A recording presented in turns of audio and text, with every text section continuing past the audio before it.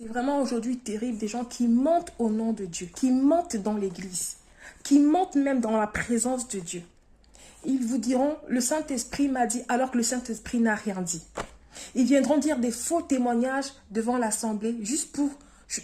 Quel est l'intérêt, bien-aimé? Craignons Dieu. Craignons Dieu.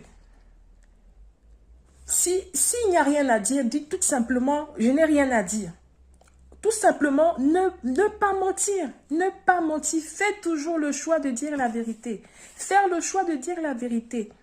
Aujourd'hui, il y a des faux apôtres, des faux pasteurs, des faux serviteurs de Dieu, des gens qui mentent aux enfants de Dieu.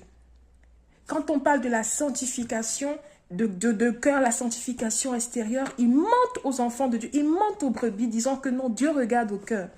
Et voilà comment des destinées sont détruites. Des gens qui sont en train d'avancer sur le chemin lâche, croyant qu'après leur passage sur la terre, ils vont entrer dans le royaume des cieux. C'est une déception de l'ennemi, bien aimé.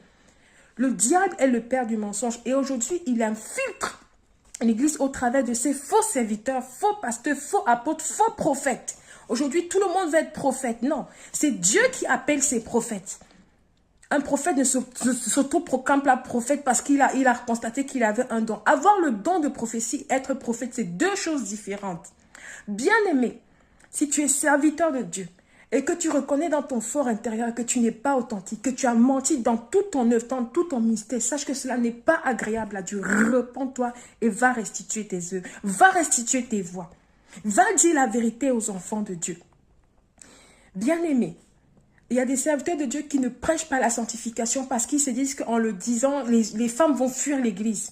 Bien-aimé, si tu es femme et tu portes une fausse identité, c'est mettre des cheveux qui ne t'appartiennent pas.